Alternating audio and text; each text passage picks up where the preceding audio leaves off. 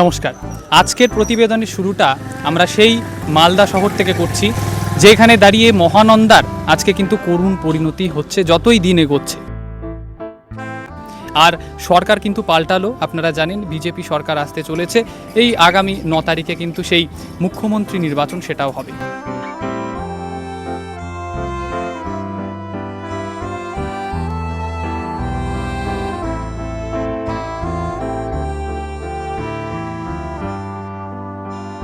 আপাতত আজকে এই আখের রস দিয়ে আমাদের প্রতিবেদন আমরা কিন্তু শুরু করছি।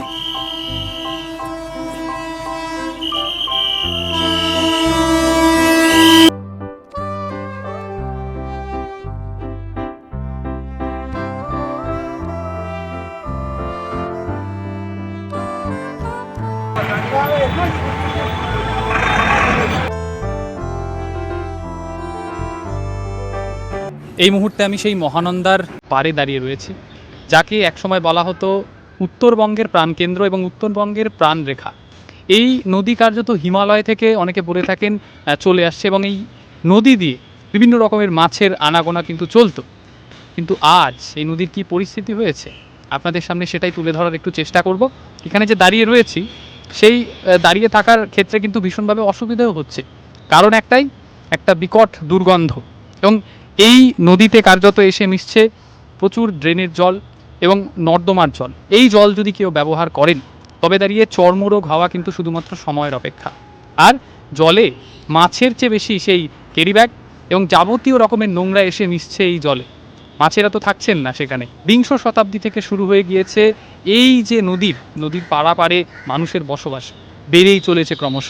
আর জনসংখ্যার অনুপাত যত হারে বাড়ছে, ততই কিন্তু এখানে দূষণের পরিমাণ বেড়েই চলেছে। আমি এখন যেখানে দাঁড়িয়ে রয়েছি, এই ঠিক ব্রিজের তলায়, এখানে কিন্তু একটা বিকট দুর্গন্ধ, এবং মানুষের এখানে থাকার একটা যোগ্য স্থান এটাকে কিন্তু বলা যাবে না।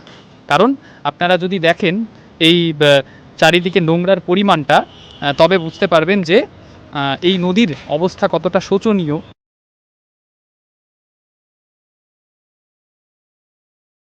আপনাদের কিছুক্ষণ আগে পর্যন্ত বলছিলাম যে ড্রেনের জল এই নদীতে এসে মিশছে, ফলস্বরূপ জলের মধ্যে অক্সিজেনের মাত্রা কমছে, এবং সেক্ষেত্রে দাঁড়িয়ে মাছের বসবাসের অযোগ্য হয়ে পড়ছে এই নদী। এক সময় বলা হতো এই নদী দিয়ে কার্যত ডলফিনেরা যাতায়াত করতো, এবং সেই ডলফিন গাঙ্গেয় ডলফিন বলা হয়ে থাকে।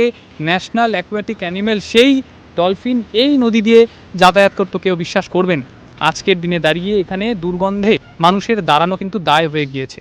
এতদিন তৃণমূল সরকার ছিল, এবং সেক্ষেত্রে কতটা কি এখানে দূষণের মাত্রা বেড়েছে সবটা আপনাদের চোখের সামনে রয়েছে। সুতরাং যত রকমের নোংরা আবর্জনা, সেগুলো কি এখানেই ফেলা হচ্ছে?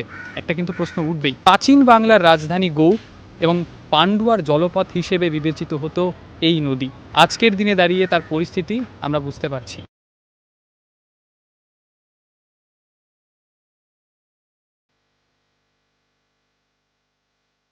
বলা হয়ে থাকে শশাঙ্ক প্রতিষ্ঠা করেছিল এই গৌড় রাজ্যে, এবং তিনি নাকি প্রথম সার্বভৌম রাজাও বটে। সেই মালদা শহরে আজকের দিনে দাঁড়িয়ে কিন্তু রাজনৈতিক পটভূমিও পরিবর্তন হচ্ছে। আপনারা জানেন রাজ্যে দাঁড়িয়ে বিজেপি সরকার হতে চলেছে, এবং সেক্ষেত্রে মুখ্যমন্ত্রী হবেন কে, তা নিয়ে যথেষ্ট প্রশ্ন রয়েছে। সালটা 1947, 15ই আগস্ট থেকে 17ই আগস্ট পর্যন্ত এই মালদার রাজনৈতিক পটভূমি কিন্তু দোদুল্যমান অবস্থায় ছিল, এবং বলা হয়ে থাকে সেই 3 দিন এই মালদা শহর পাকিস্তানের অংশ ছিল। 2011 সাল যখন মমতা বন্দ্যোপাধ্যায় ক্ষমতায় আসছেন, সেই সময় দাঁড়িয়ে একটা পটভূমি পরিবর্তন লক্ষ্য করা যাচ্ছে, এবং বহু কংগ্রেসের তাবর তাবর নেতারা যোগ দিচ্ছেন তৃণমূল কংগ্রেসে। আজ তারা কিন্তু সেই তৃণমূল কংগ্রেস ত্যাগ করতে একবারও ভাবছেন না। ভার্চুয়ালি দলবদল চলছে, কিন্তু প্রশ্ন সেটা নয়।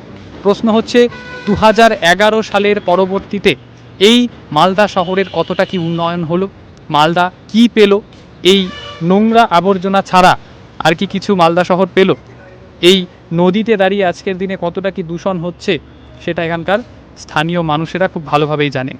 মালদা থেকে প্রচুর পরিমাণে পরিযায়ী শ্রমিকেরা অন্য রাজ্যে যাচ্ছেন কাজ করতে। দিল্লি রয়েছে, মুম্বাই রয়েছে, সেই ব্যাঙ্গালোর রয়েছে, এবং এই যে পরিযায়ী শ্রমিকের সংখ্যা উত্তরোত্তর বৃদ্ধি পাচ্ছিল তৃণমূল কংগ্রেসের সরকারের আমলে। আজ এখন একটাই প্রশ্ন রয়েছে যে বিজেপি সরকার গঠন হওয়ার পর তারা কি সেই সমস্ত যারা পরিযায়ী শ্রমিক রয়েছেন তাদেরকে মালদায় ফিরিয়ে আনতে পারবে, তাদের কর্মসংস্থানের দায়িত্ব তারা নেবেন, এই কতকগুলো প্রশ্ন এখন উঠছে। এহেন মালদায় দাঁড়িয়ে পৌরসভা কি কাজ করেছে সেটা নিয়ে তো নিশ্চিতভাবে প্রশ্ন উঠবে। কারণ আপনারা জানেন বর্তমানে কি পরিস্থিতি রয়েছে মালদা, র্যাঙ্কিং কিন্তু হাই রয়েছে, লিটারেসির দিক থেকে নয়, পপুলেশনের দিক থেকে। পুরো ভারতবর্ষের মধ্যে এই নদীতে যে দূষণের মাত্রা বাড়ছে তা নিয়ে কিন্তু কোনো সন্দেহ নেই। আপনারা জানেন শিলিগুড়িতে দাঁড়িয়েও কিন্তু সেই নদীর খুব একটা ভালো পরিস্থিতি নেই। সেখানে বলা হয়ে থাকছে যে ওই জল যদি কেউ ব্যবহার করেন চর্মরোগ কিন্তু নিশ্চিতভাবে হচ্ছে। এতে একটাই প্রশ্ন ওঠে যে নদী পরিচর্যার ক্ষেত্রে চারিপাশে যে নোংরাগুলো ফেলা হচ্ছে, এইভাবে নর্দমার জল যেভাবে অহরহ ঢুকছে, এতে করে একটা কিন্তু নদীর দূষণ কিন্তু আরও বেড়েই চলেছে ক্রমশ। এই যে পৌরসভায় দাঁড়িয়ে এই করুণ পরিস্থিতি, এতে করে মানুষের ভোট কিন্তু তৃণমূল কংগ্রেসের দিকে আর যায়নি, তারা কার্যত বিজেপির দিকে ঝুঁকেছেন এবং এই মালদা শহরে দাঁড়িয়ে অনেকগুলো সিট কিন্তু বিজেপি পেয়েছে। এই জেলাতে কার্যত 6টা সিট বিজেপির দিকে কিন্তু চলে গিয়েছে।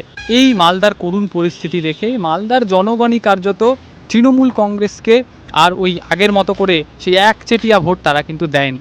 এখন দেখা যাচ্ছে মুসলিম সম্প্রদায়ের মধ্যেও বহু মানুষ বিজেপিকে ভোট দিয়েছেন এবং এতে করে বিজেপি প্রায় 12টির মধ্যে 6টা সিট এখান থেকে জিততে পেরেছেন। তার মধ্যে অন্যতম ইংরেজ বাজারে 93,000 লিডে কিন্তু সেই মার্জিনে কিন্তু জিতেছেন আমলান ভাদুরী বলে একজন। এতে করে আপনারা বুঝতে পারছেন যে মার্জিনটা কিন্তু কম সম নয়, মানুষের মধ্যে একটা ক্ষোভ রয়েছে, অ্যান্টি ইনকামবেন্সি রয়েছে এবং সর্বোপরি সেই যে 93% ভোট তাই কিন্তু ইন্ডিকেট করছিল সরকার কিন্তু বদলাতে চলেছে। এবং এই বদলের ফলে বদলা নয় বদল চাই সেই স্লোগানও কিন্তু এখন বিলুপ্ত হয়ে যাচ্ছে। কার্যত যারা জিতেছেন তাদের কর্মীদেরকেই হতাহত হতে হচ্ছে। মালদা জেলার হাবিবপুর সেখানে দাঁড়িয়ে 78,000 লিড পেয়েছে বিজেপি। এতে আপনারা বুঝতে পারছেন যে ক্ষোভের পরিমাণটা কিন্তু কম কিছু ছিল না।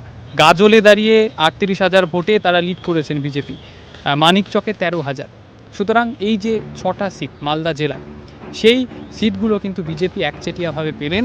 তার কারণ একটাই, এই চারিদিকে দূষণের মাত্রা বৃদ্ধি, তার পাশাপাশি আবার সেই দুর্নীতির অভিযোগ রয়েছে।